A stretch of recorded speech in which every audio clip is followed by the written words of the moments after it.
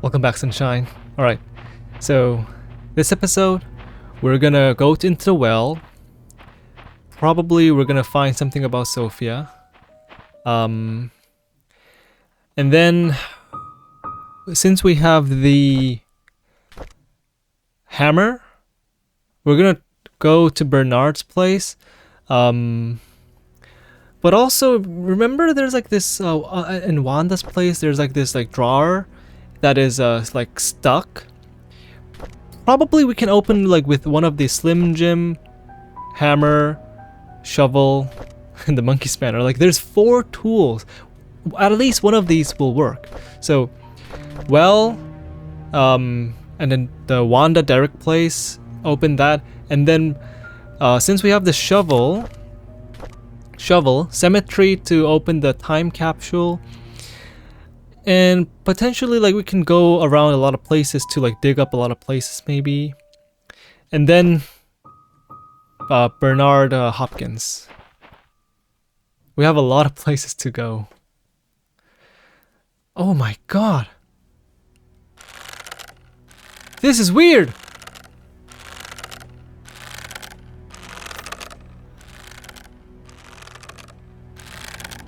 Oh my god, this is a weird way to go down. I thought it was just gonna be like a cutscene and just go down, but jeez, what if like Sophia's like looking at me from the top? Here she lies.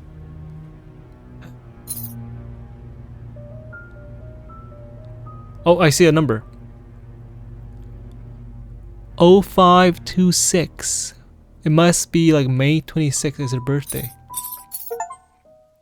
All tools found. Okay. That means we can definitely... I'm scared. We can definitely open the thingamajiggy. The stuck drawer of Wanda. I'm surprised there's no Sophia here, like a Sophia ghost. I was expecting a Sophia ghost here. Nothing? Nothing? Run away. Okay, so 0526. Let's use this. You know what? What if like there's like a... I mean, if there's a place where we can dig, it's gonna say like dig or something. Okay, I'll go to Dorothy's place and open the thingy. The... whatchamacallit? The safe. Here we are. It's this one. So 0526. Sophia's diary? August 30, 1974.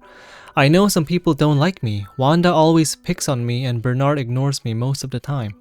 Andrew, well, he's okay as long as I'm not in his garden. Dorothy cares a lot for me though. I like her. Tom, our security guard, treats me with respect even though I'm just a housemaid. Vivian and Charles are kind to me. Oh, and Matthew too. I almost forgot about him. He's been taking care of me forever. Certainly as long as I can remember. I'm a lucky girl. October 20, 1974. Matthew talks to me whenever he has time. Sometimes, I feel he's trying to escape his chores at the church. We'll talk about everything under the sun. Our hopes, dreams, futures. It reminds me of our days at the orphanage. December 29, 1974. Landing a job here as a maid was the best thing that could have happened to me. However, I never imagined I would be having an affair with a married man, let alone my employer. Now I'm carrying his child. How do I face Matthew? March 15, 1975. I received a letter from Matthew today, saying that he'll be extending his stay in Indonesia for 6 more months. That's always been him. He's always had a noble heart, wanting to help people everywhere. I miss him, but I'm glad he decided to extend his stay there. It gives me time to prepare how I'll explain my situation to him. I don't know how he'll take it if he just hears the truth blurted out once he gets back. March 18, 1975. I received a telegram this morning from Matthew. wishing me a happy birthday. He told me he had a special birthday present prepared for me. All I need to do is to find the clues that he placed in our favorite places. He's waiting for my telegram after I've solved the puzzle. I've actually solved it already, but I don't know what to say to him. What should I do? Wait! Sophia's birthday is March 18? The 0526 must be Scott's birthday. No! June 1, 1975. My baby was born today at 8:20 a.m. and it's a boy. He looks just like Charles. June 1st. Then what is 0526? Let's keep on reading. Dorothy is taking good care of us. She prepares the food and attends to my needs. I almost feel like I'm her boss. Charles visits me all the time, asking if we need anything else. I told him he didn't have to come so often, and to instead focus on work. As a mayor, he must have a lot on his mind. June 16, 1975. Charles told me today that his mother, Magdalene, will be arriving in 2 weeks. She knows about our relationship. I feel nervous because she's a strict woman. At the same time, I'm happy because she told Charles to take responsibility for me and my son. Soon, I won't have to be a maid anymore. Charles has decided to name our child Vincent Roberts. I like that name. So, okay, birthday of Vincent is June 1st. So, 060175 is the password of Charles' lock. June 1st, 75. Okay. Sophia Miller. Dear Sophia, March 8, 1975. How have you been? I hope everyone is treating you well at the mansion. It's been 6 months this is from Matthew. It's been 6 months since my missionary work started here in Indonesia. Life here is hard but meaningful. I thought my life at the orphanage was miserable, but after coming here I realized I'm blessed more than I could ever imagine. I'm supposed to be back in 1 week's time, but I recently decided that I'll be extending my stay here for another 6 months. I haven't received any letters from you for a while now. I hope you are doing well. Remember the time when we were at the orphanage? You said that you don't want to be poor anymore? I think God heard your call and brought you to Painscreek. Charles and Vivian told me they were glad I introduced you to them. They said you are a hard-working person with a kind heart, and that us being related was not the reason they hired you. You got the job on your own merit. I did not know whether or not to tell them we are not actually cousins. I feel bad for lying to them. I guess I'll have to tell them the truth someday. Having said that, I'm glad that you are in Painscreek. We can talk and meet any time, just like the good old days at the orphanage. I will do my best here. I hope you can wait for me. Best regards, Matthew Brooks. P.S. I have prepared a special present for your birthday. Wait for my telegram that day. Okay. Okay, so we can open Charles's the safe. Should we do that first? I mean, yeah, why not? Okay, let's go there. Okay, I'm here. So the code is birthday of Vincent. So it's 060175. Wait, did I forgot already? Diary. I mean, we could also try like Scott Brooks' birthday here.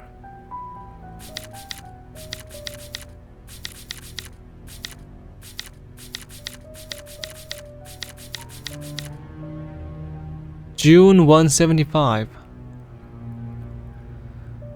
Should I say 750601?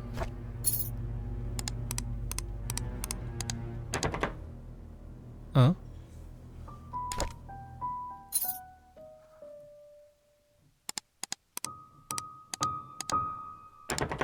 Huh?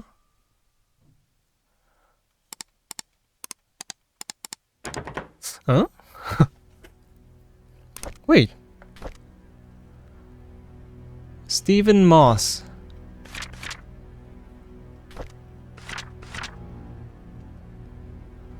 Um...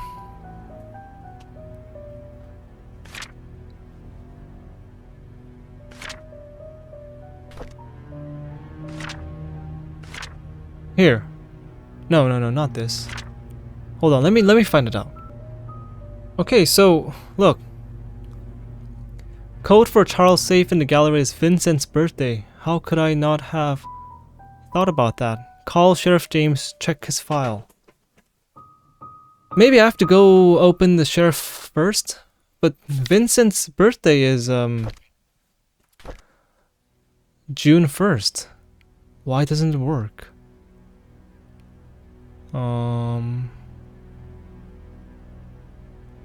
Where is this? Sophia Miller.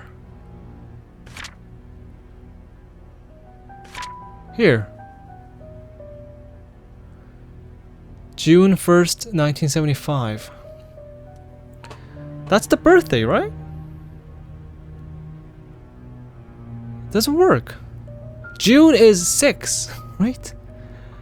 Oh, it's 197561. Oh, you bastard. 197561. 611975? What? Who writes like that? Oh, the chess piece. This is the king or the queen?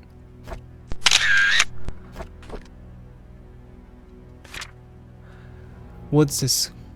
Codicil to last will and testament of Randall Lewis. I, Charles Roberts of address, being sound mind, declare this codicil to my last will and testament, dated July 1st, 1975, effective as today. What is this? Article 6b of my will shall be modified to read: should a boy be born in the Roberts family that is of a direct lineage to Charles Roberts, if he is the eldest son and no other contest, he shall inherit all my family fortune upon Charles Roberts' passing. Whoa. So Scott, basically. The sole condition to this is that the son must be at least 25 years of age. Item 2. Article 6a of my will shall be stricken in its entirety. The firstborn child of Robert's family shall inherit 50% of all the family fortune should Charles Roberts pass away.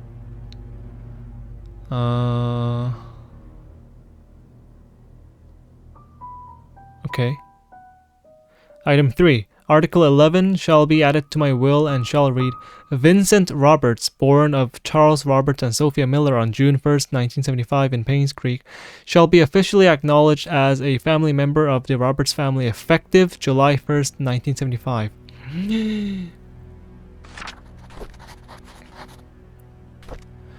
July 31st, 1995. I cannot believe that Scott killed my wife. He didn't. He didn't. It's being spewed all over the media. How? Why? He loves Trisha and I treated him like my own son. It doesn't make any sense. August 13, 1995. I visited Scott today. I asked him why he would kill Vivian. He did not answer, but simply looked down on the floor. I wanted an answer so desperately that I nearly... what is this? Raffled his neck. Raffled? I can't read this. Does he even feel any guilt or remorse for what he's done? How can he not say anything? October 22nd, 1995. I visited Scott again today, knowing that he will be released soon. These just wasn't enough evidence to pin him. He looked thinner than before, but I didn't care. I wanted to know why he killed Vivian. When I asked, he stared at me. I was so angry that I yelled at him. I was about to leave when, out of nowhere, he said, "I pity the ignorant." Wow. What the hell does that mean? So Scott knows that he is Vincent Roberts, but Charles doesn't. November 2, 1995. I got drunk last night at the inn. Scott is now a free man. I think I babbled about how much I despised Scott and what I would do to have someone get rid of him. Did I really say that? How did I get home anyways? Oh right. Bernard was with me. He drove me home. Did Bernard kill Scott then? First National Bank, routing number, account number, email password, study room desk hint, chess piece. Okay, so now we can do the chess maybe? RBK. We have a knight, pawn. This might be a queen. It was KQBK. No, we can't. This is a bishop. We don't have a king yet. Alright, so that's done. Next, we can go either Wanda's place to pry open the thing, cemetery to open the time capsule, Bernard's place. Where should we go? I want to go... I mean, what is this 0526 then?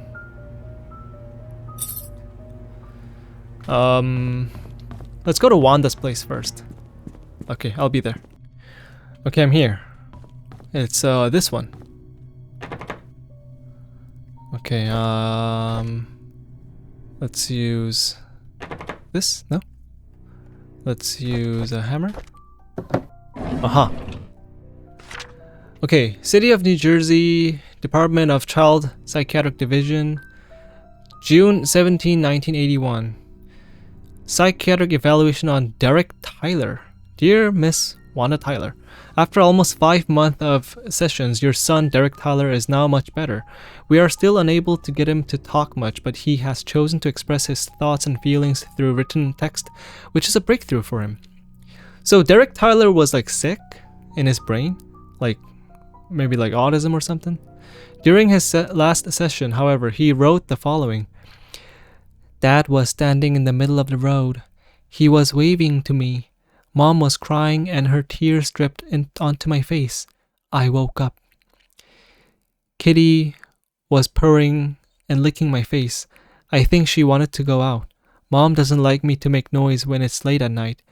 Says it will wake everyone up. So I was very quiet when I opened the back door. Kitty flew away. Oh? What does that mean? Kitty.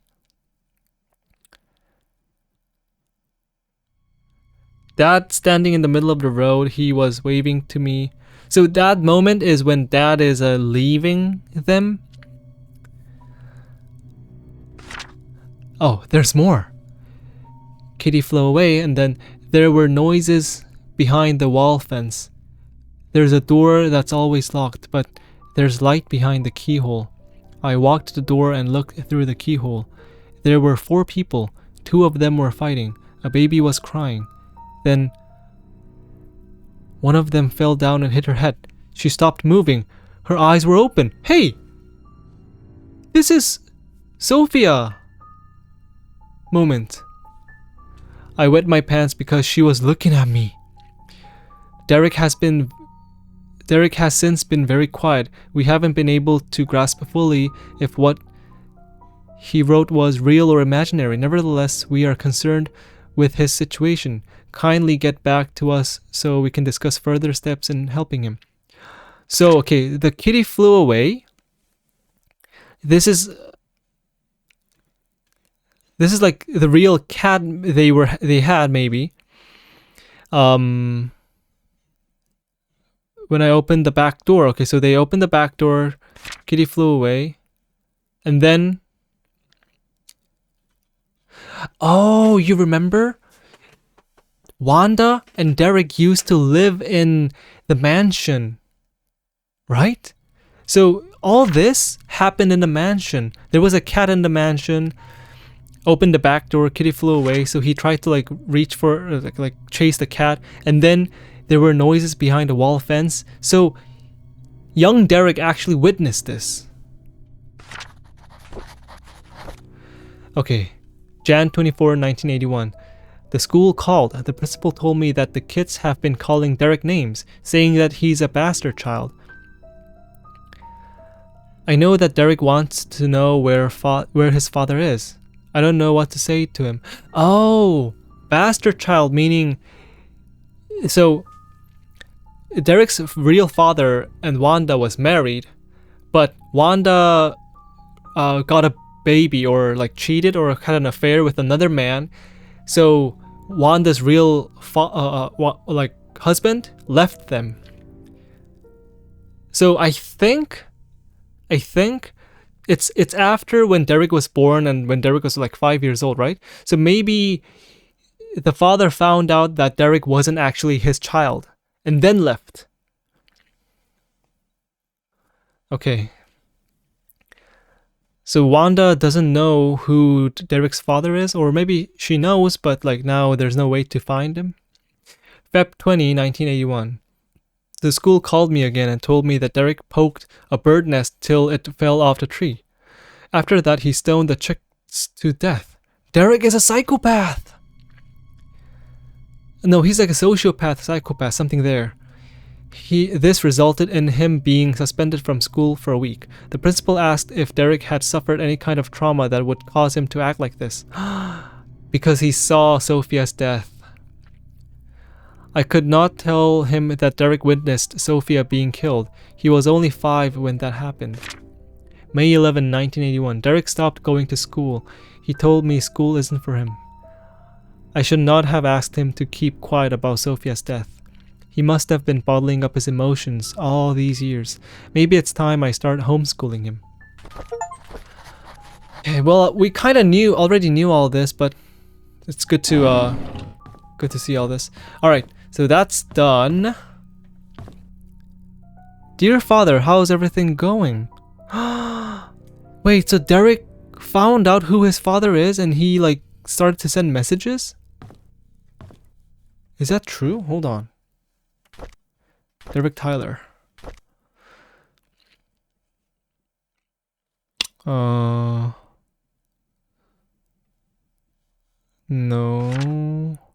Is there any mention about his father? No, it's just he became Charles's driver.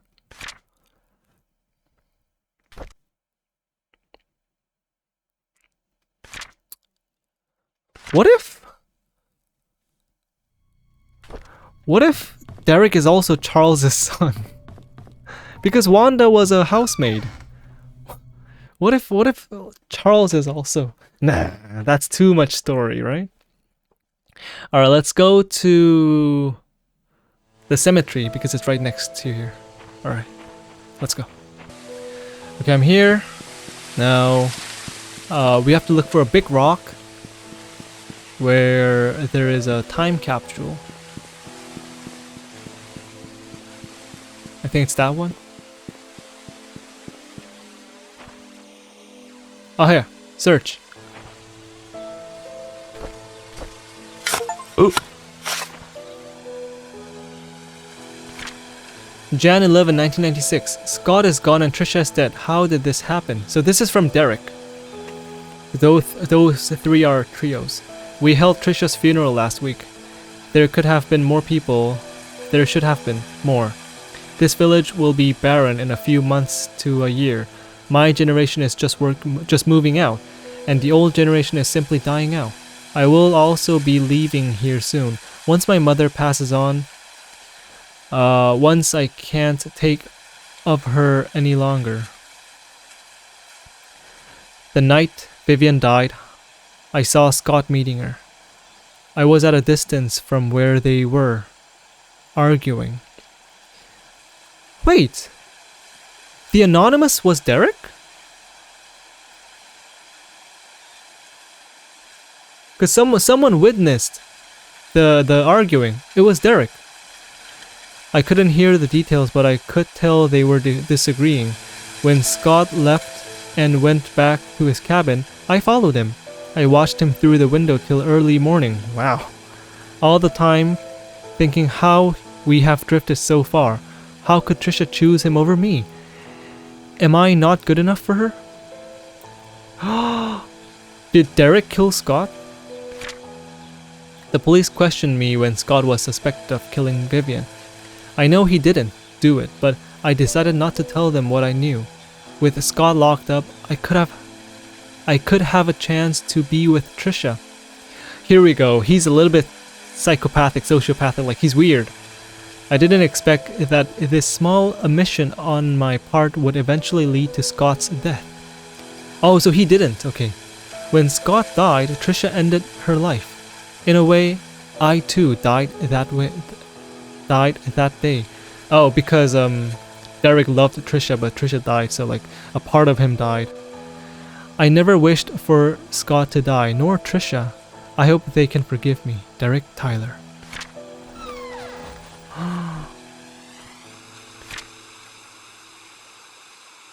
It's like their photo. Best friends forever. Let's take a picture.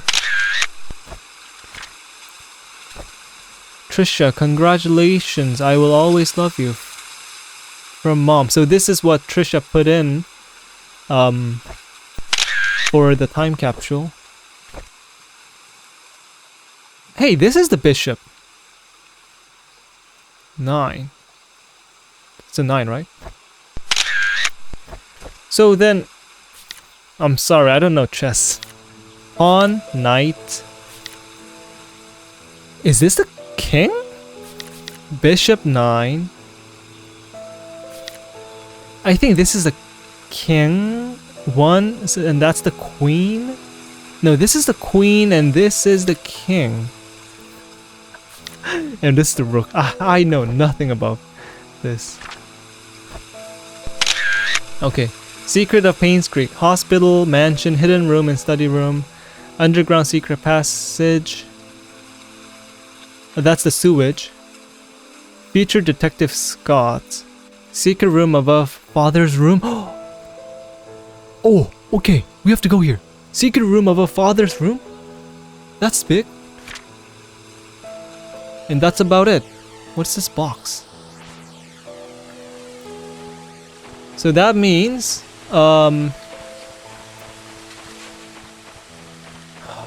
so what should we do first? We can open the study room in the mansion. Let's do the chess thing first. Okay, let's go. Okay, I'm here. So KQBK might be King, Queen, Bishop, Knight. So if this is the king, which is inside like Charles's room, so that's like 4.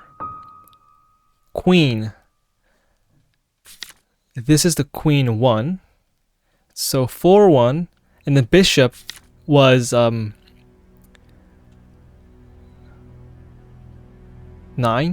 So I think it like means like each person. I think Derek is like bishop. Yeah, this is from Derek. So Derek's the bishop, Charles is the king, like that. Hold on. Okay, I'm back. Anyways, so where's the knight? Knight and pawn. Where did I find this? Oh, it was inside Charles's desk. So 4, 1, 9, 5. Let's try that.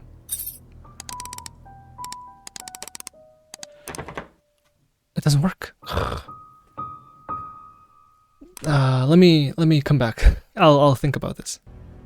Alright, so I just searched it up, like the shape of like the queen and king. So it's true, the one with the cross on top of it is the king, which means this is the queen. So 1 is the queen, 4 is the king, but this doesn't work. So probably it's knight, queen, bishop, king.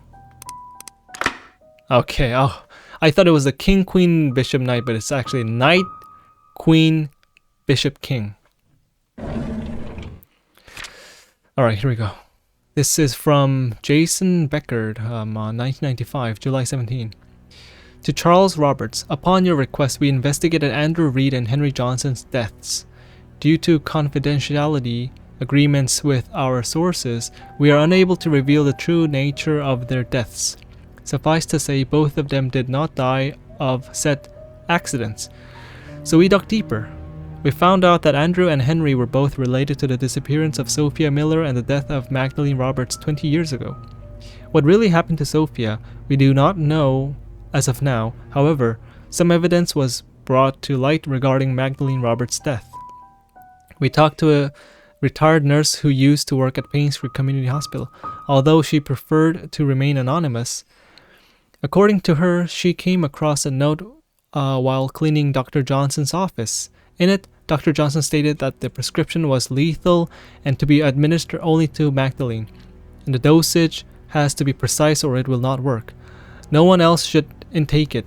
A letter was made out to your wife, Vivian Roberts, according to the note. Oh, this is what we found in the clock safe. If you would like for us to stop this investigation, let us know at your earliest convenience. Otherwise, we will continue to find out the truth about Sophia's disappearance. This is from also Jason Becker to Charles Roberts. Next year, 1996, Feb 3. Our investigation was initially promising.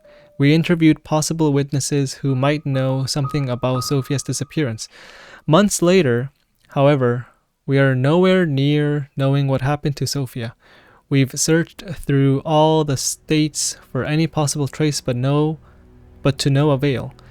What we can conclude at this time is that the main cause of Sophia's disappearance has to do with Andrew, Henry, and Vivian. Now that they are gone, we are unable to get the truth about what really happened to Sophia. If you prefer, we can still continue the search. However, the results look bleak. We have posted rewards for any information regarding Sophia, hoping that it's just a matter of time before someone with real information steps up. For the time being, we suggest that you wait. Should anything emerge, you will be the first to know. Okay, so Charles really did know nothing. November 18, 1995. Months ago, night before Vivian was killed, I confronted her about Mom's death. She said she didn't know anything about it. She only administered the medicine as provided by Dr. Johnson. She was lying. I could see it in her eyes. She was scared and she was hiding her fear. I know that Vivian was never completely truthful with me, but I still have no proof yet. She never liked Mom, but I wouldn't have thought her capable of killing her own mother-in-law. I know that she had something to do with what happened to Mom and Sophia, but what can I do? She was my wife after all. And now, December 27, 1995. Vivian is dead. So is Scott. Now Trisha is dead too. Is this my punishment for all the affair I had 20 years ago? Oh, not all. Is this my punishment for the affair I had 20 years ago? Okay. Charles Roberts' story. Alright. Wow. So that's done. Next, Bernard Hopkins. Let's go. Alright, before we go to Bernard Hopkins, I realized we can open this thing. It's 7741. It was on the briefcase. And we found this. May 13, 1997, to Sheriff Howard.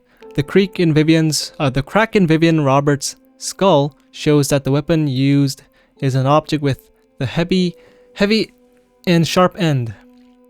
It's an axe. At Howard Hopkins' place. Oh, no, Bernard Hopkins' place. Something like an axe would fit the description. To cause a crack that big, the attacker must be rather strong. I'm assuming it's either a man or a strong woman who is experienced in the use of the weapon.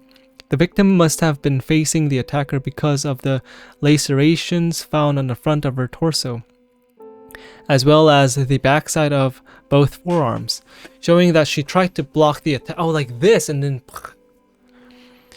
holding up her arms. The fatal strike landed on the right side of the victim's head, just above her right eyebrows. This clarifies the following. that the victim was facing the killer, that the killer is strong enough to land such a clean but deadly blow, and the killer is left-handed. Wait! Isn't Bernard left-handed? Wait. Let's read and go to Mary Martinez's letter. There's something about left-handed. Since the murder weapon was never recovered and confirmed, my assumption of it being an axe still remains. Since this is me doing you a solid, do not under any circumstances leak this information or I'll be in big trouble. The guys here in Grand City don't want any more than necessary to know about these details. Hope the above information helps. Sean M. Smith. What else? My god, there's more. Oh, wait. Let's see the letters by...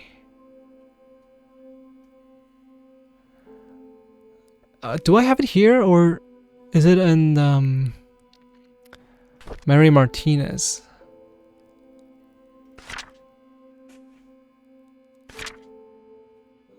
Something about left-handed. Here we go. Bernard.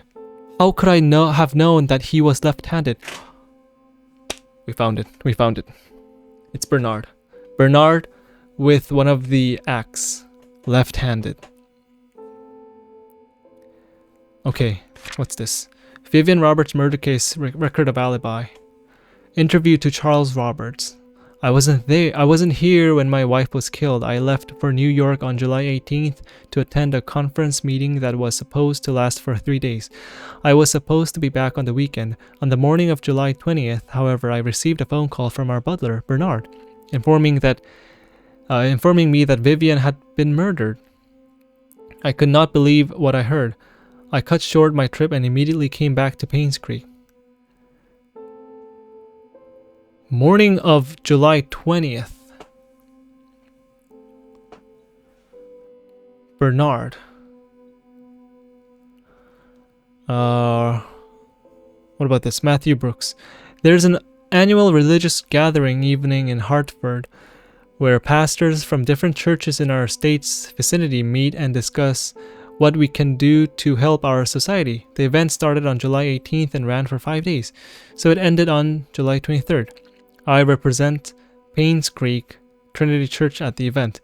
Our church can confirm this because we had to cancel our Sunday service that week. I have to check about this. Did he really go here? Bernard Hopkins. I was preparing for the fundraising event when I felt sick. However, there was no one who can really do my job, so I kept working. At about 9 in the evening, I was too sick to continue, so I bid Vivian good night and headed back home. Dorothy Patterson saw me leave. No, there's no one else that lives there. I live alone.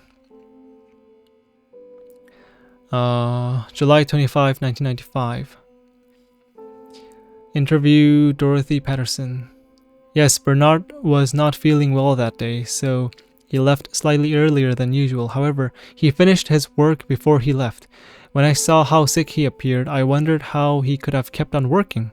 Well, I guess that's why Robert's family trusts him so much. Me? I was around the mansion most of the time, either preparing the food or making sure that the other maids were doing their jobs. The fundraising event, which was to be held the following day, was important to Vivian, so we were all making sure that everything would be perfect. By the time Mary left, it was already past midnight. I locked the doors and then went home myself. No, I live alone. Oh, by the time it was already past midnight.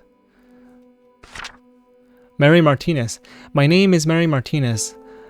I had been working in the kitchen for the past few days for the upcoming fundraising event. Jimmy's Bakery was supposed to deliver the cakes, but a few days before the event, they called to inform us that they can't make it. Suddenly, I was in charge of the cakes. I was so mad because we didn't have much time. and this event was supposed to be extremely crucial for Vivian's business. But after hearing that Vivian was murdered, all my anger and work just sort of became irrelevant. This is Derek Tyler. I remember dropping Mr. Roberts off at the airport on July 18th at around 2 p.m. I was supposed to come back after that to drive around for Vivian, but she told me to take a break since I haven't had a day off for quite some time. I decided to visit a friend of mine who was moving upstate to West Dakota. What sort of friend? An elementary school buddy that used to live here, but moved when he received a scholarship. I stayed at his place for a few days before coming back to Painscreek. Yes, he can vouch me. I have his number at home. I can give it to you later. Derek never gave me the number.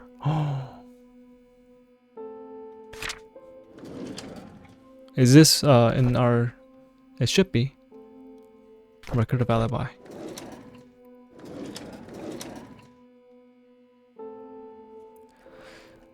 Oh, that's a wood carving. That must be from Matthew or Scott.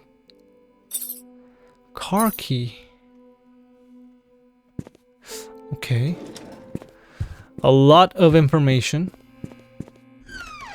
We can open a car. Why would we get a car key? I mean, we have the mighty Slim Jim. All the cars in Painscreek is already opened. It's not this. If we click this, it says like, oh, do you want to end the game? So...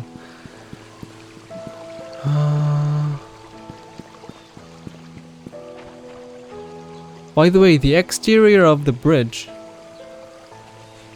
I don't see any like... Oh, it must be that one.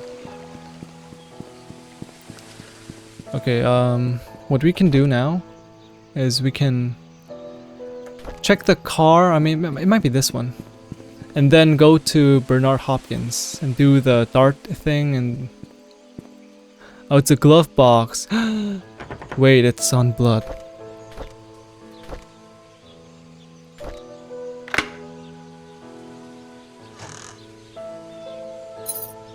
Lockbox 201. Can I... Hey, can I... Oh, jeez. Okay. My head hurts. My tire's flat. And the phone's not working. Is someone trying to stop me from leaving Painscreek? Am I close to discovering something? Oh. Oh god. I thought he was the one. I was wrong. He's not the killer. He's not. Wait, Bernard is not? Am I being chased or something? Let's go check the 201 lockbox. It's a bit tense. So I thought it's Bernard. It might be Matthew. Because hold on. Isn't there like a something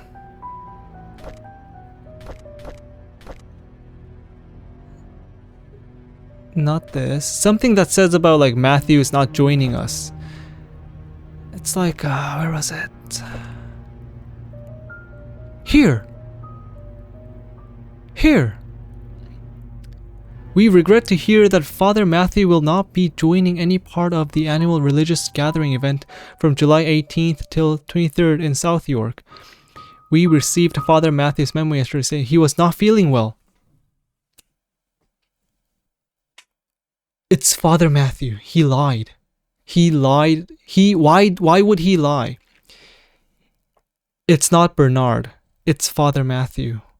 Why? Father Matthew loved Sophia. He figured all out, and then Father Matthew was the one who killed everybody.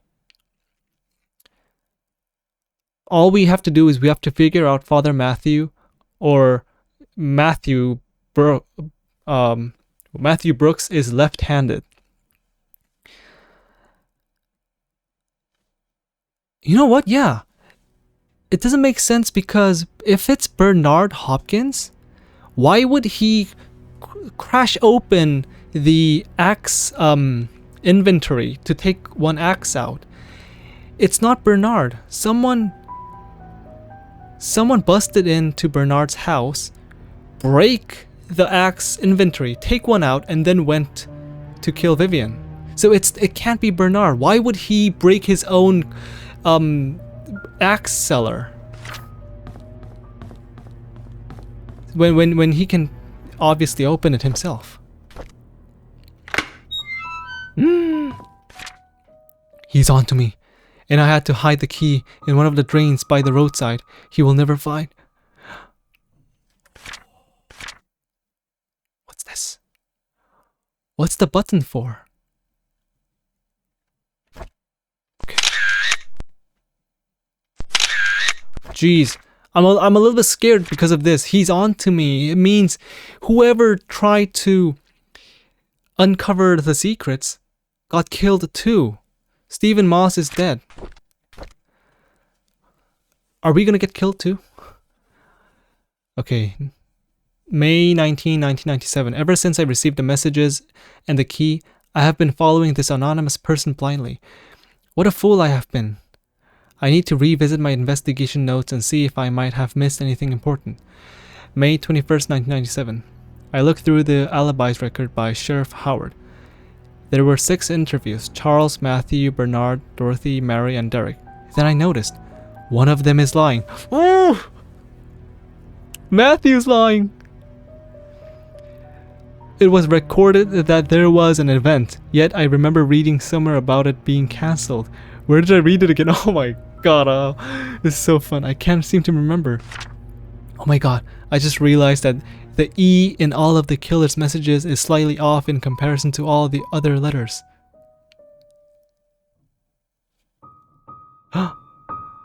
If I can find that typewriter, I can find who killed Vivian. Oh, I'm so scared. Oh. Next is Bernard Hopkins. And also, we have to go to the church, and there's a hidden room upstairs. Because, and think about it, in the church, in the Father Matthew's room, there's one like drawer that we can't open yet. That, why would the game keep that as a secret? Because he's the killer. Okay. Bernard Hopkins, where does he live?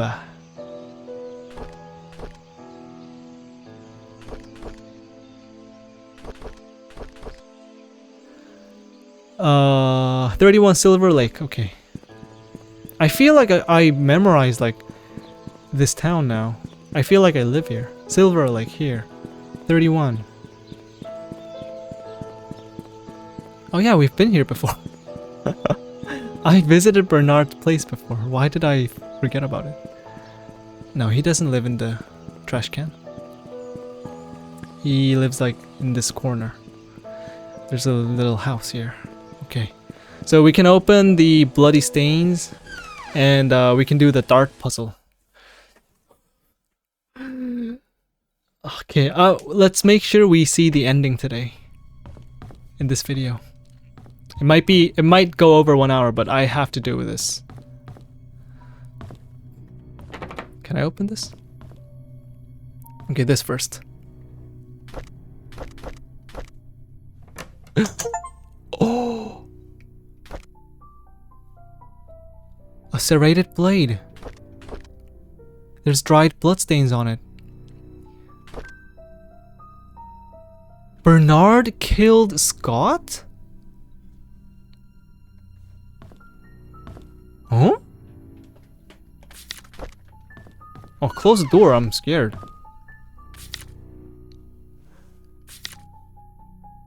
Okay, so 1, 2, 3, 4, 5.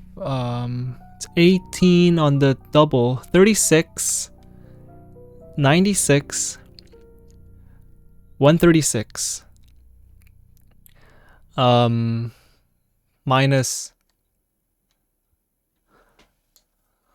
9.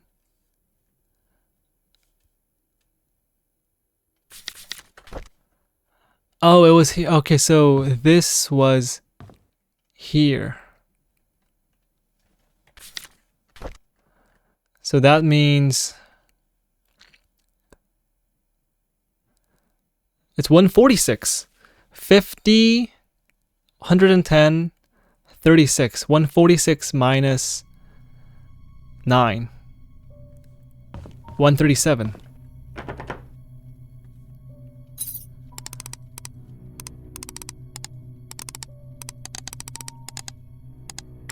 Oh.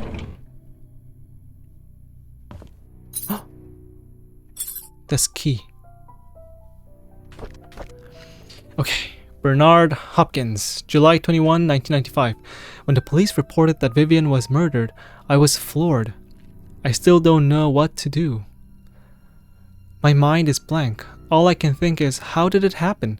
How can Vivian be dead? July 23, 1995.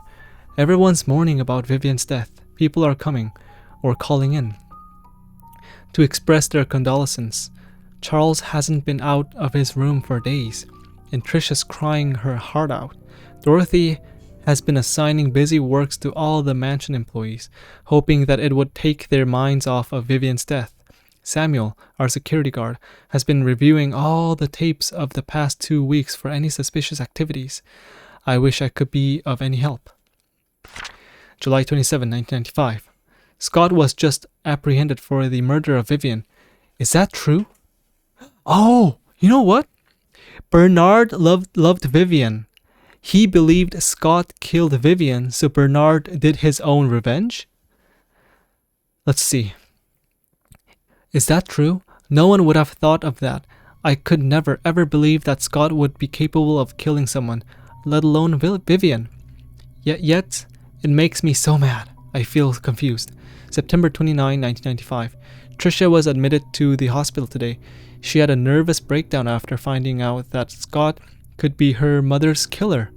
Her condition has been getting worse over the past few weeks, and no one has been able to properly help her. Charles finally decided to seek help from the hospital. October 27, 1995. Matthew never believed that his son killed Vivian. He hired some fancy lawyer to defend him. Scott's been released on bail today. It's beyond ridiculous. I don't think Scott should have been released at all. Oh, it is. He's mad now. Despite the insufficient evidence, he killed Vivian. I know that he's guilty. Everyone knows it. They should have gone ahead and prosecuted him. November 1st, 1995. The maids were cleaning the mansion when they found some stuff belonging to Vivian, a key and some stationery. I asked Charles what he'd like to do with them, but he told me to take care of it myself. I brought them back to my place. November 4, 1995. Vivian's death caused lots of grief to everyone, especially Charles. After hearing how heartbroken Charles was 2 nights ago, I can't bear to see him suffer anymore. Scott should pay for what he did. So Bernard Hopkins killed Scott. What? What about this? Looks like a desk key found in Bernard's house next to his diary. Now where does this go? Is there like a...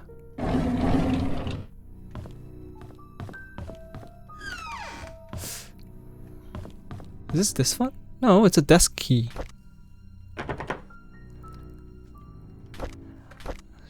It's next to the Bernard Hopkins. It was next to the diary. Wait, it said he took everything that belongs to Vivian. So probably this key is from Vivian?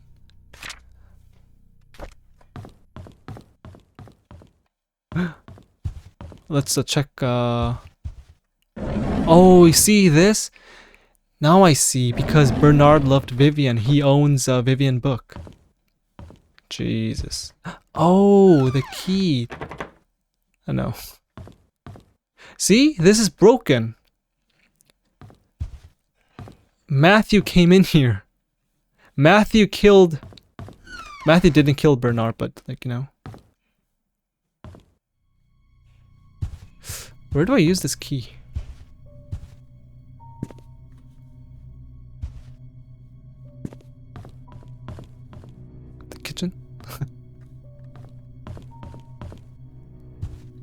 Okay, now we have to go to the church. Let's go. Oh, guys, I just realized the BH key, we haven't used it yet. Oh, this is probably here. I almost forgot. Yes, oh, okay. Ooh, spooky. There's something here. Eh? Bitch? What do you mean? Bernard, you like Vivian.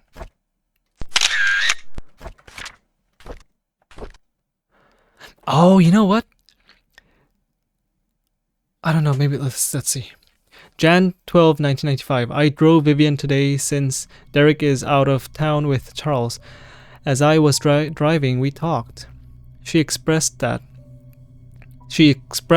despite having a successful business, she felt empty and tired. Trisha hates Vivian for trying to stop her from seeing Scott.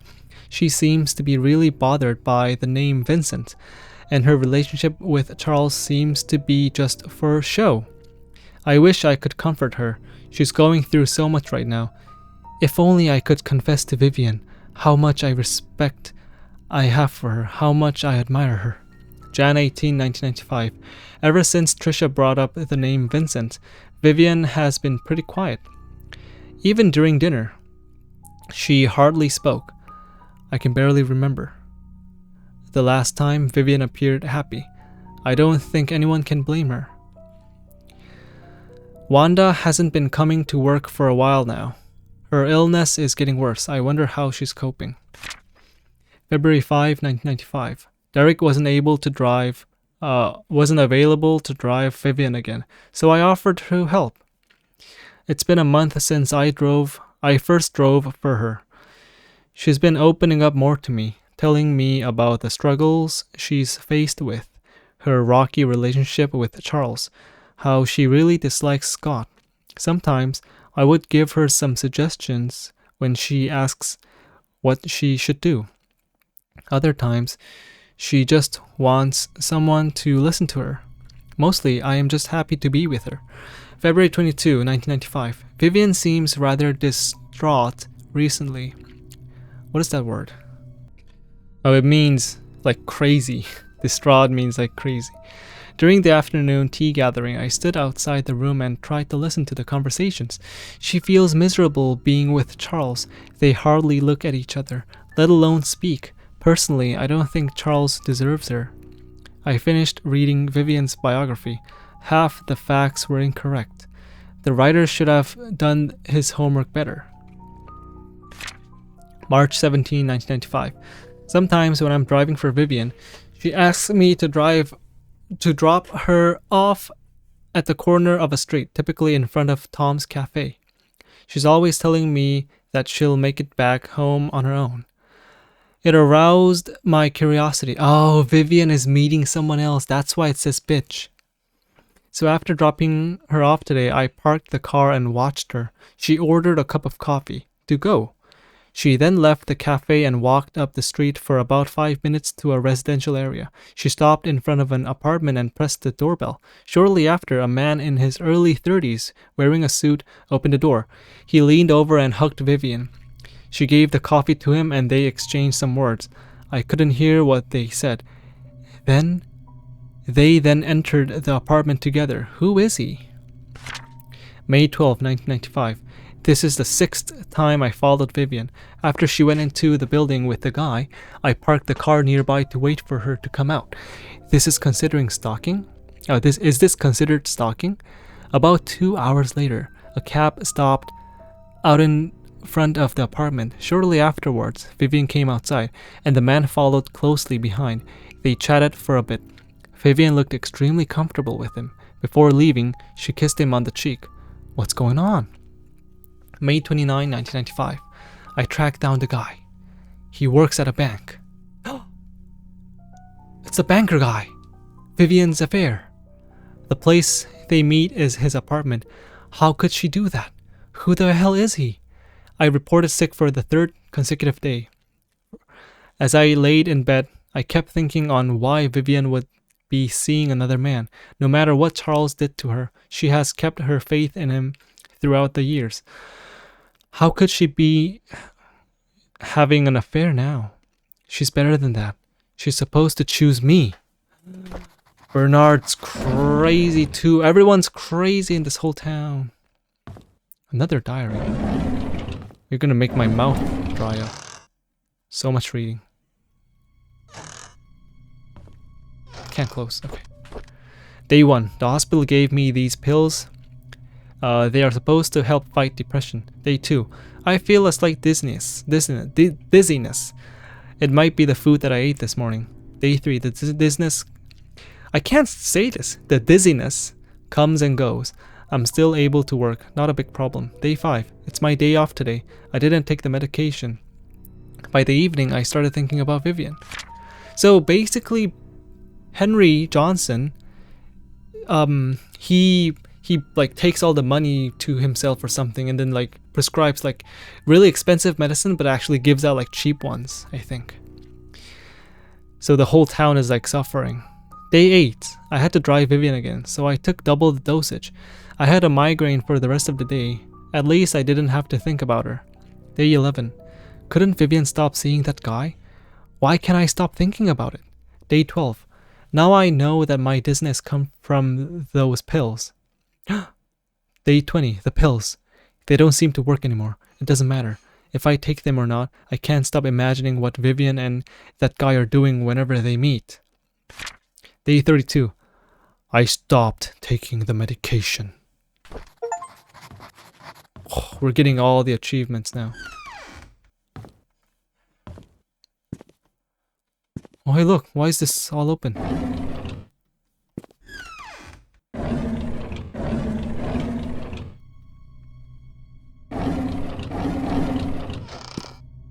Why is this open?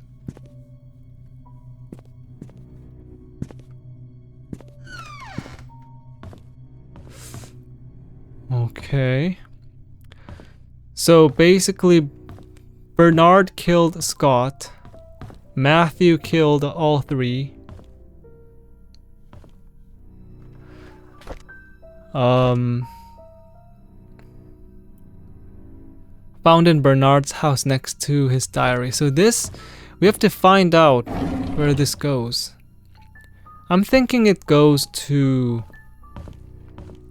I thought it was this room, but there's no drawer with a lock. See? It might be Vivian's keys. So... Let me try to go to Vivian's place next. Oh, it's locked? Is it this one? But there's no like unlock button. Yeah. Not this.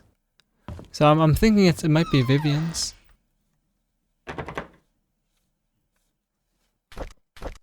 Okay. Okay, I'll be back. Okay, so I'm here at the tea room. It might be this. This one keyhole here. Yes. This is Vivian's diary. Jan 2, 1995. Although we live in the same house, Charles and I hardly speak to each other. I know that he's been feeling guilty ever since his affair, but that was 20 years ago.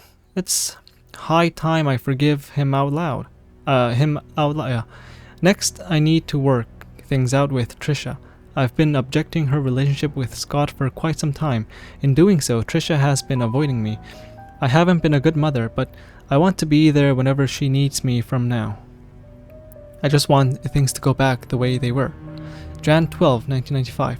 The agency has arranged for a new guy to help me. His name is Owen Smith, quite a young man for what he has accomplished.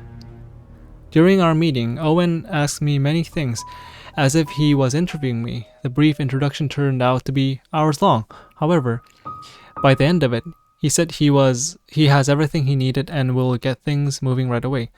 I have a good feeling about him. May 12, 1995. Owen called to meet with me today. He had the papers ready for me to sign. He said that the location of the exhibition has been approved. All we need is the down payment. That's great. I signed the papers almost immediately. After that, I informed our accountant, Helen, to transfer the money from the Roberts Relief Funds since the hospital won't be needing it for a while. Owen's been a great help since we brought up the idea of an art gallery for the public. I'm not sure if things could have gone so quickly if it had been some other agent. I owe him that much. The art gallery will open in 3 months. I'm so excited about it. We have received most of the artwork from the contributors and artists. All I need is to ask Charles if he would be willing to donate some of his paintings. If this exhibition succeeds, it would be good for us and for Painscreek. I haven't felt this alive in a very long time. I have a purpose now. Okay. Is that important? A little bit? Finally, also we have to check the sewers. I mean on the road. Drain covers, we have to do this. So let's go out and uncover some drain covers. Here we go. Okay, so I found this one about here in front of Bernard's place.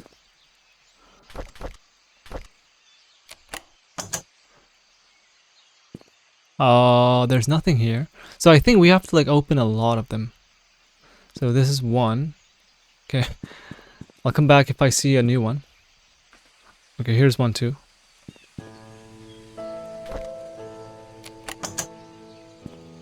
Nothing. There's quite a lot. Let's go up this way and see if there's any drain. No, I don't think so. Yeah, nothing. Okay, I'll come back when I see one. Okay, there's one here.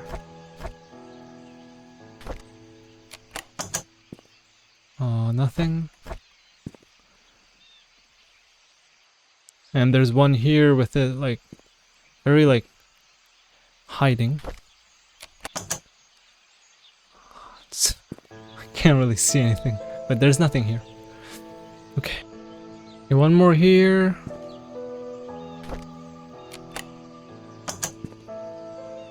Nothing really. Alright. Okay, found one more. Next to the farmer's market. Nothing. Okay, this is in front of the gate. There's one more here. Still nothing. Okay, I'll look for more. Okay, there's one more next to this place. I think this might be the last one. Oh. There's a key. All keys found. Oh my god. Next is... So we did all this. We have to do the Sophia's favorite place thing. That is...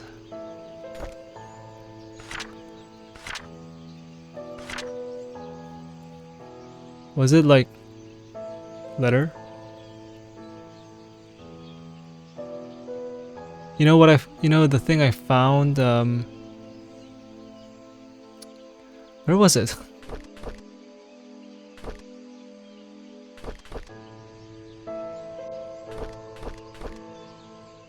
The thing I found in Dorothy's house?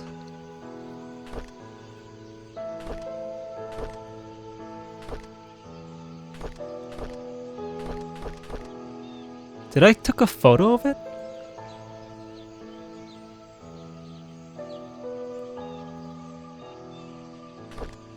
Or is it here?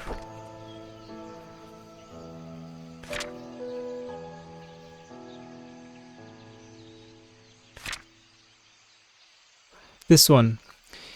He told me he had a special birthday present prepared for me. All I need to do is find clues of my favorite places.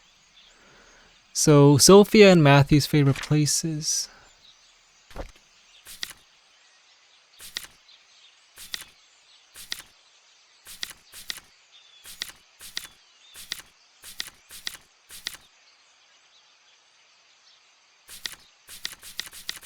Have I not taken a photo?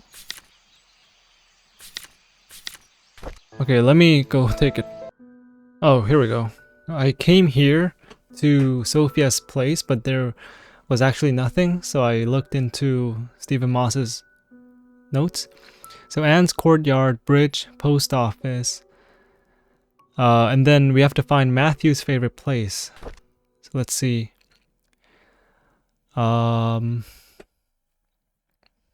This is Matthew's favorite place. Let's see.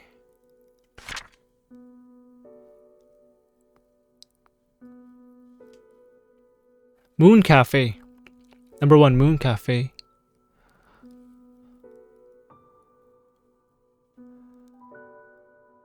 Here we go. Church and the Little Big Books. Okay. So, Moon Cafe, Church, Little Big Books. And then Anne's Courtyard Bridge, Post Office. So let's wait. So it says it's a telegram. So Matthew's work. Prepared a present for your birthday. Okay, let's go out and look at the outside of the buildings. Okay, so this is Anne's courtyard here. We have to find like a hidden clue. Oh, hey, look. Bird. Okay. So we found bird from here. Next is bridge and then post office. That's Sophia's. For Matthew, it's Moon Cafe, church, and then Little Big Books. This is the bridge. Oh, stump. Bird, stump. I think they're talking about the thing I found in episode 1. The one next to the birdhouse, the little stump opening box. But we'll keep on doing. So this is Little Big Books. Do you see anything? Any hidden messages? Little Big Books. Oh, it's like straining my eyes. Nothing? Oh, it's all like so patterned. Can't see anything.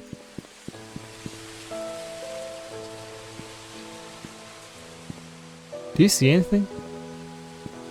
Oh, house. Bird stump house. Okay, next is Moon Cafe, which is right here. Oh, playground. Okay, and then next is church. Alright, I'm at the church. Looking for a word. 1203. Okay. Next is the post office. Okay, so I think the first stuff are leading to the location, like playground, bird stump, house, birdhouse, stump, playground. 1203. Let's go to the post office. Here we are, the post office. Do you see anything? Stream! Okay. Okay.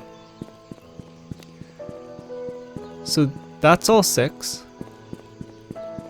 How do we solve it? So it's bird, stump, house, playground, 1203, stream. So it's here.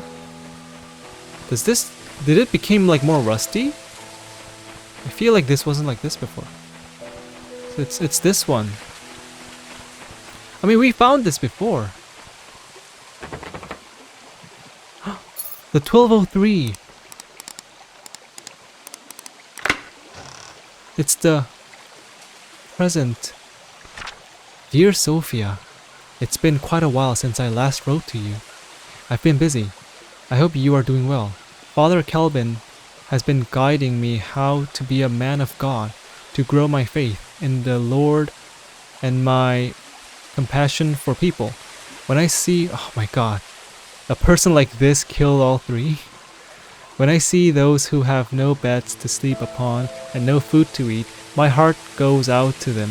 I wish I could do more. Father Calvin has been handing me more and more responsibilities. It seems like he might be retiring soon. He even gave me his favorite desk in the study room.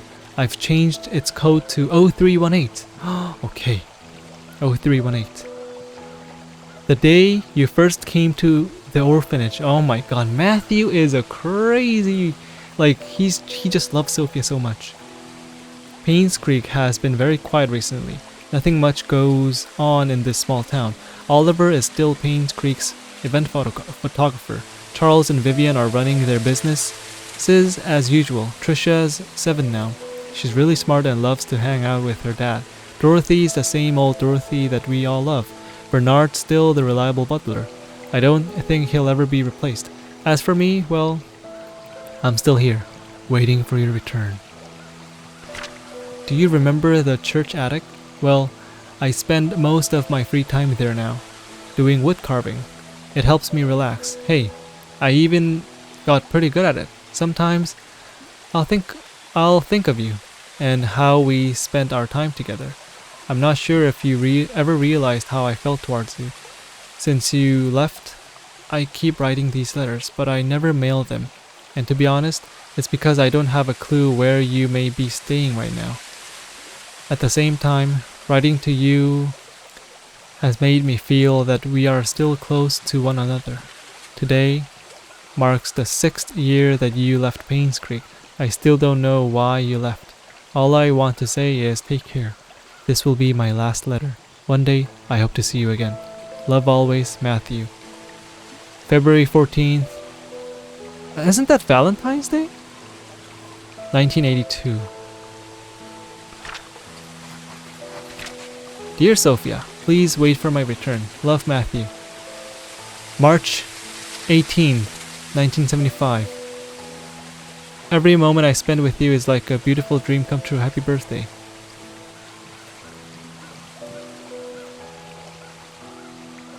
Hey, this is when she came here, right? 0318. Open, pick up. Oh, it's like a...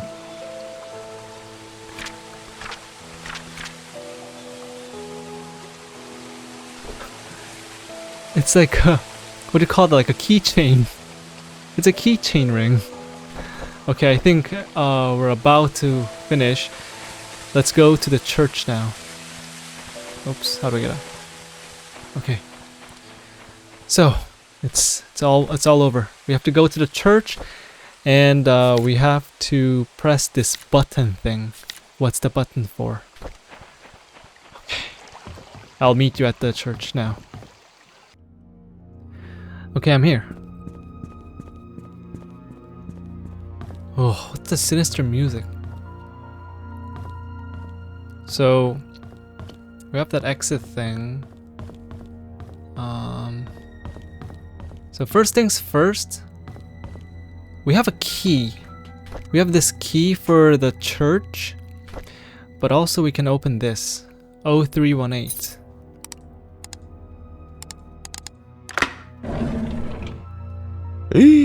It's a diary. Matthew Brooks, May 13, 1995. I visited Scott today. I couldn't believe what he said. How could Sophia be dead? How could Andrew, Henry, and Vivian have killed her? Did Dorothy know? How about Wanda and Charles? So Scott told Matthew everything. What did they know? Why didn't anyone tell me? May 28, 1995. I visited Sophia's grave today. It was just a wooden cross that Scott made. There was no name on it. I placed some flowers in front of it. She always had a liking for flowers. So it was Matthew who put this here? Or maybe he's been doing this for a long time. So At the beginning of this game, I said there was someone who placed a flower on the grave. It's Matthew. So that means Matthew still visits the cemetery and still opens the cemetery gate and then put down flowers. Matthew keeps like coming back and forth this town a lot, even today. June 4, 1995. We had mass today. Vivian and Henry were there. Andrew, as usual, didn't come. All I can think of whenever I look at them is whether they actually killed Sophia or not. As they praised the Lord throughout the sermon, I felt sick to the stomach. I couldn't bear to see their faces. What should I do now? I know I should forgive them, but it's so difficult. I'm dying inside. I wish I never visited Scott. I wish I never heard what he said. I wish I could just forget everything. June 6, 1995. I need to talk to Andrew. I need him to confess. Okay, now we have to do this. We could check these first. Push. Oh my god, this must be this.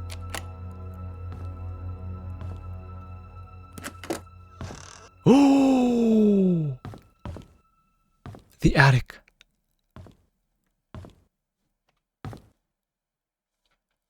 Oh.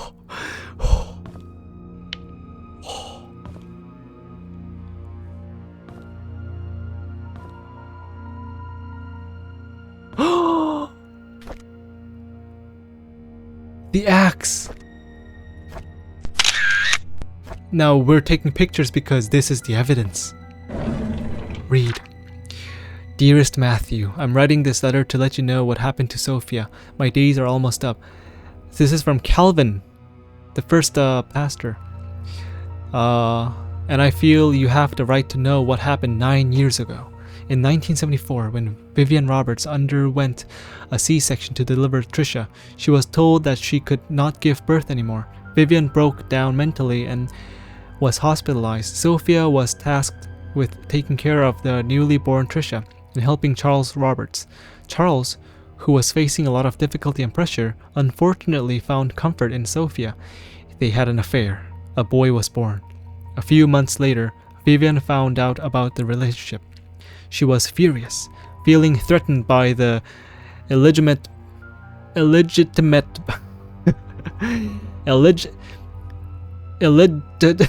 oh Jesus, I can't say this. Illegitimate boy, whatever. Vivian kicked Sophia and the baby out of Painscreek.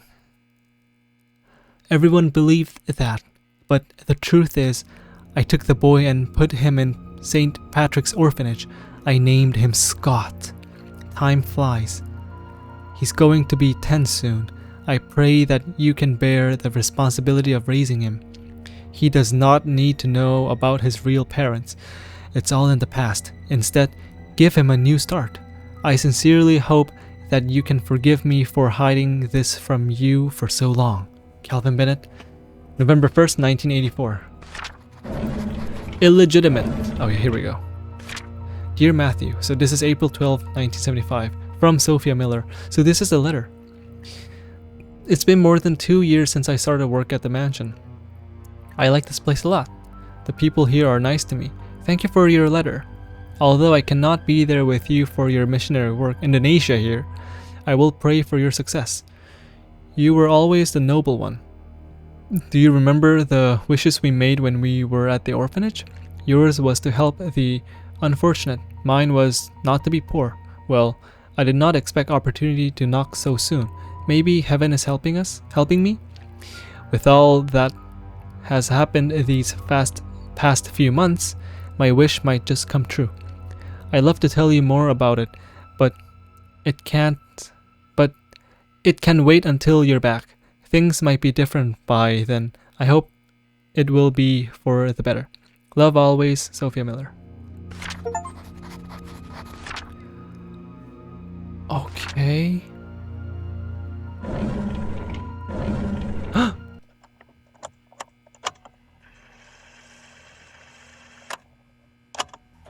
June 6th, 1995. I met Andrew in the evening at his house. He was hallucinating when we met, saying that he's seen Sophia everywhere, that he's a sinner, and that he should die. But I didn't mean to kill him. My hands are still shaking. June 30th, 1995. Dr. Johnson came. He was surprised to see me. He tried to justify, saying it wasn't his fault, that he was only carrying the baby and had nothing to do with Sophia's death. When I revealed the truth about Magdalene, his face turned white. He didn't expect anyone to know the truth. He deserved to die. July 19, 1995. Just like the doctor, Vivian came alone. Instead of feeling guilty, she called Sophia a bitch who destroyed everything she had. I didn't feel any sign of remorse, feeling of guilt, or repentance from her at all. So I gave her time to express herself. And then I killed her.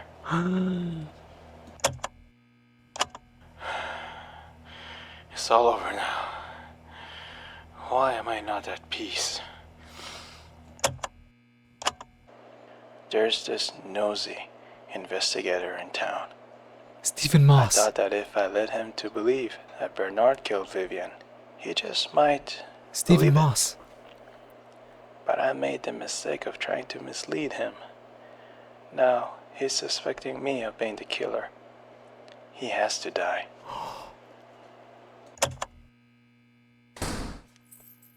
Oh! What? What the hell? Oh! This is the exit, right? Oh my god, what was that?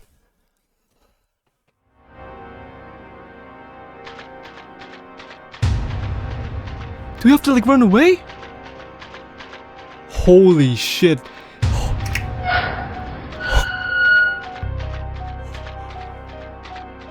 Oh my god, what the hell? Where do I get up?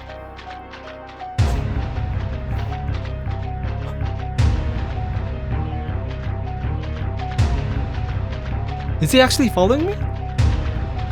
We have to follow Sophia, right? Oh my god. My heart is pounding so hard. He's coming!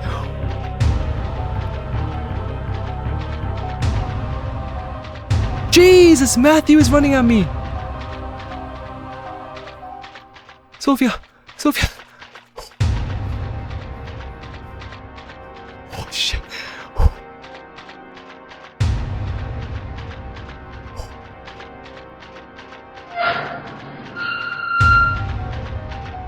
Oh my god! Oh. Please tell me it's over.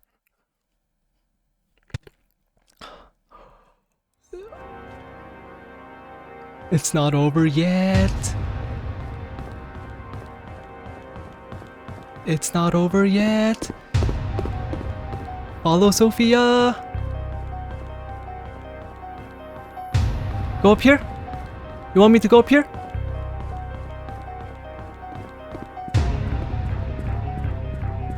No, no, no, it's not. Oh!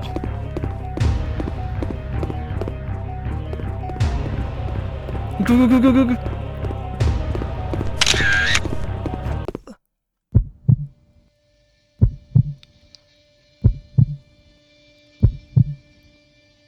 Oh!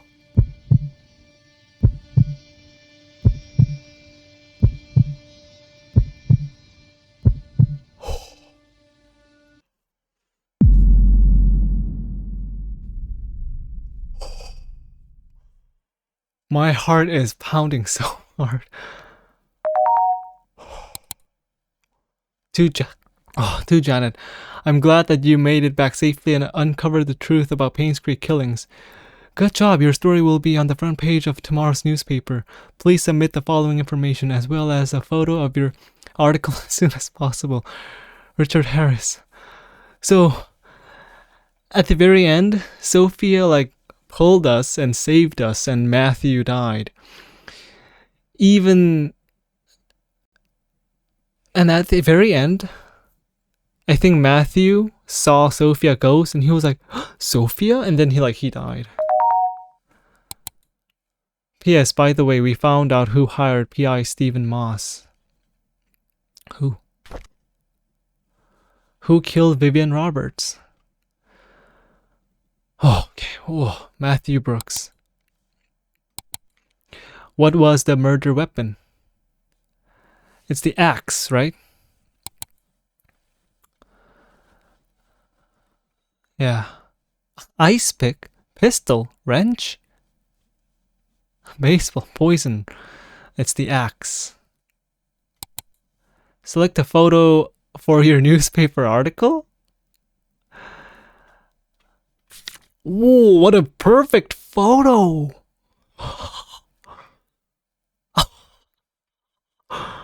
I could use this. Oh no, I have to use this. Come on. Oh, my heart.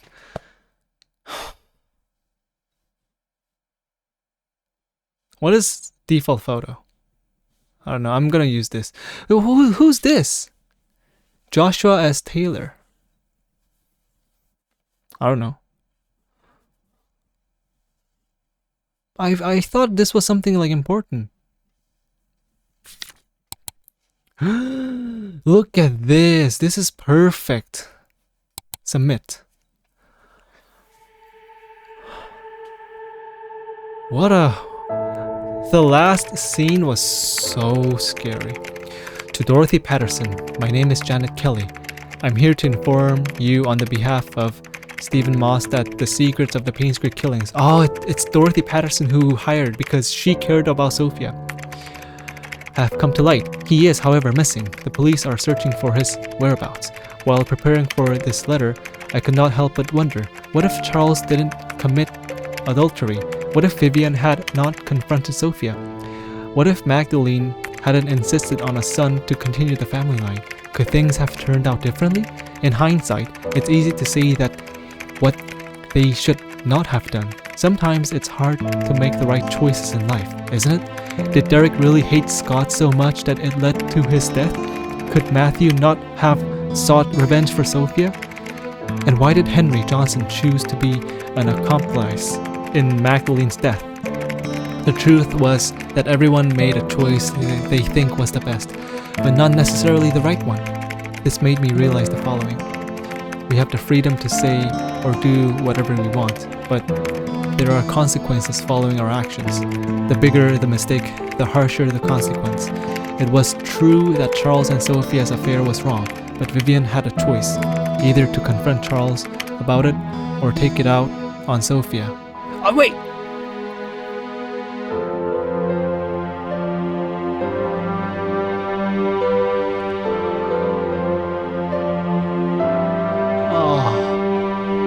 I'll pull up the last scene and read more. But what a game! What a game!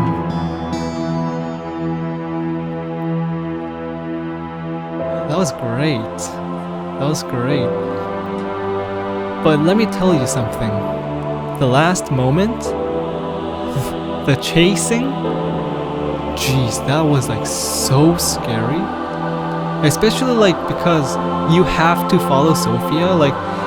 Instinctly, you don't want to follow Sophia because Sophia's scary, but you have to. And that was it was crazy. It was crazy. Oh my god. Oh, grade A+, 100% complete, rank completionist. There we go. Look at us.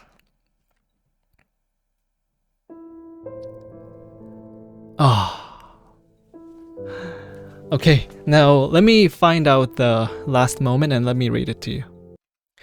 Alright, so here we go. Where was I?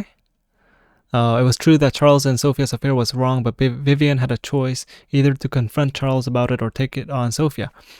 She chose the latter. Just as Vivian made her choice, so did Andrew, Henry, and Matthew. In the end, they all had to face consequences. One thing puzzled me. If Steve and I were both trying to find out the truth, why was I saved but not him? I hope I can find an answer someday. Till then, this is the story of Painscreek killings. Janet Kelly. I mean, why was I saved but not him? It's because you followed Sophia. Oh, anyways, we got an A plus 100% on Painscreek killings.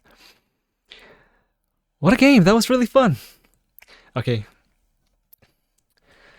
That's it. That's a series. Thank you for watching, Sunshines. I hope you have a good day, good week, and stay warm and stay strong. Next game is gonna be more like story games or puzzle games. I'm gonna play more of the like the To the Moon and like the Imposters, something like that game series. I'm gonna play those. Also, I'm gonna play like some puzzle games that I want to play. But yeah, I enjoyed a lot. Like, I couldn't wait to play this game the next day I wake up. So it's definitely, it really like, made my heart pump while playing this game for the last like 3-4 days. I hope you also had a good time, and as always, thank you so much for watching, and I hope to see you on the next video. Okay, bye bye, Sunshine. Thank you so much.